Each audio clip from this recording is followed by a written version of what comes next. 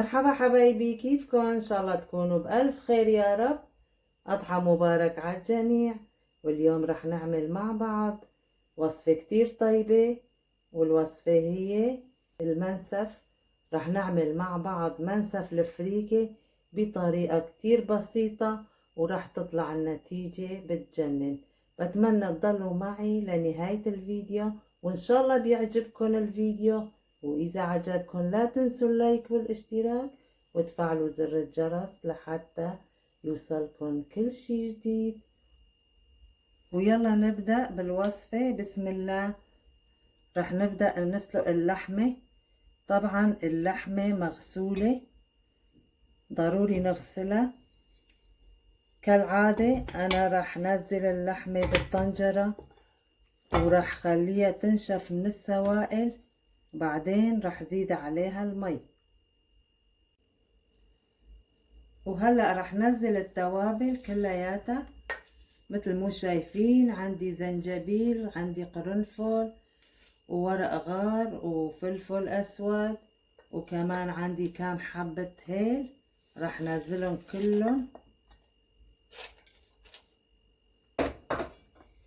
ورح حركهم لحتى اللحمة تنشف من السوائل. وطبعا هلأ بالبداية ما لازم نضيف الملح على اللحمة لحتى تستوي. وهلأ حبايبي مثل ما شايفين نشفت اللحمة، راح زيد المي السخنة.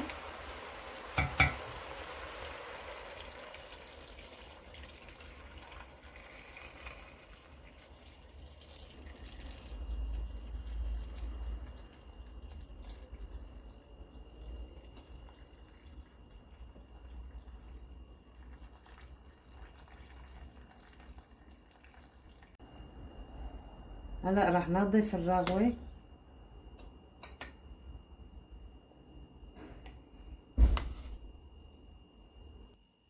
وراح نزل البصل،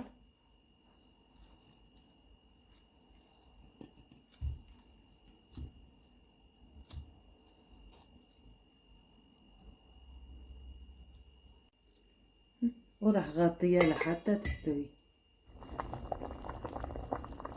وهلا راح اضيف الملح. استوت اللحمة تقريبا، بدها شي ربع ساعة كمان. وهلا هيك استوت اللحمة مثل ما شايفين. وهلا بنحضر الفريكة. بسم الله. راح اضيف شوية سمنة، شوية زيت،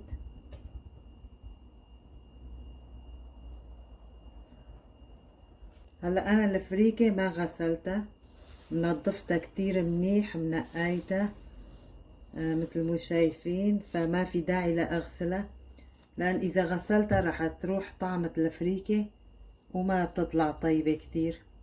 بس اذا حسب نوعية الفريكة، بس اذا شفتوا الفريكة اللي عندكم بدها غسيل اغسلوها هيك بشكل سريع لحتى ما تفقد طعمة الفريكة. وهلأ بس سخنت السمنة والزيت، رح نزل الفريكة.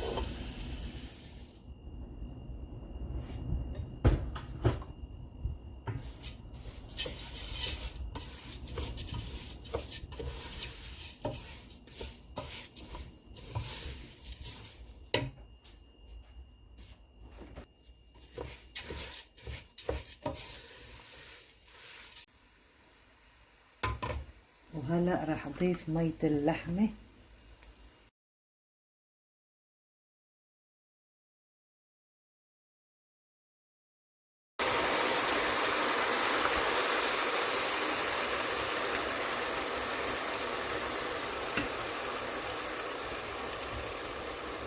لأن مية اللحمة ثقيلة فراح اضيف مي عادية، مي سخنة.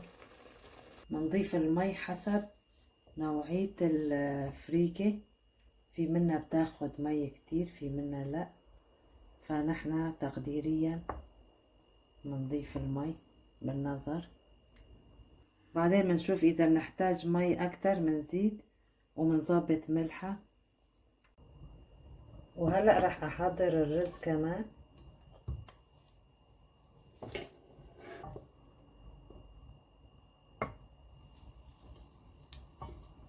طبعا راح نحضر رز بدون شعيرية للمنسف.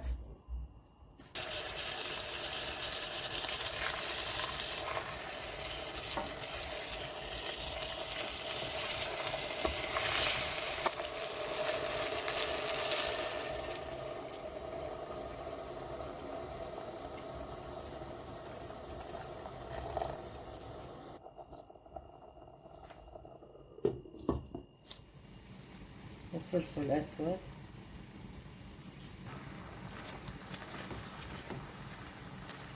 بس تنشف اللحمة راح زيد عليها شوية زيت، وبدي أنزل عليها مكسرات.